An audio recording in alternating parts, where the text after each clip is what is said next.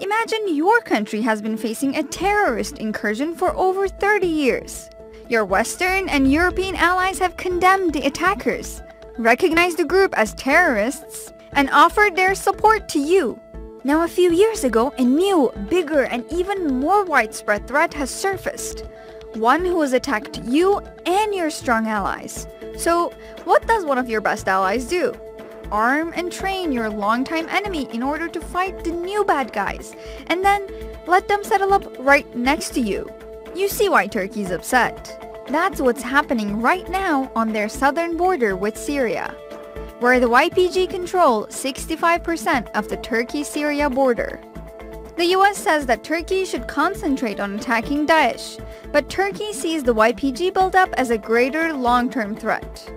Here's some background.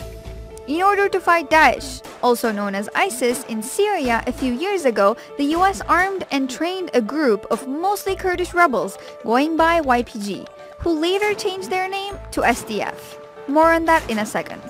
The SDF moved into areas which Daesh had been controlling, and they decided to stay and hold up in cities like Afrin, Manbij, and others. Some areas previously controlled by Daesh are now swarming with SDF fighters. So, who is the SDF? They formerly called themselves the YPG, who the Turks would say equated to the PKK. You're dealing with a terrorist enemy of mine. How can you do that, ally? So we literally played back to them that, hey, you got to change your brand. What do you want to call yourself besides the YPG? And with about a day's notice, they declared that they were the Syrian Democratic Forces. I thought it was a stroke of brilliance to put democracy in there somewhere. That's right. The SDF were told to rename themselves by the US. But why? Aren't they the military wing of the PYD? They are, yes. Is that right, General Dunford? That is correct. They're a leftist Syrian Kurdish political party founded in 2003.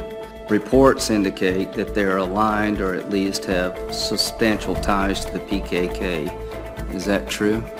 Yes, we have. Is the PKK a terrorist organization in the eyes of the Turkish government?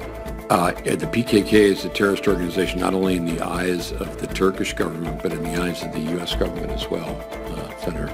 Turkey says this is why they launched an operation to clear the area of the SDF. So, how would you feel about your allies arming your enemies, then asking you not to fight against them?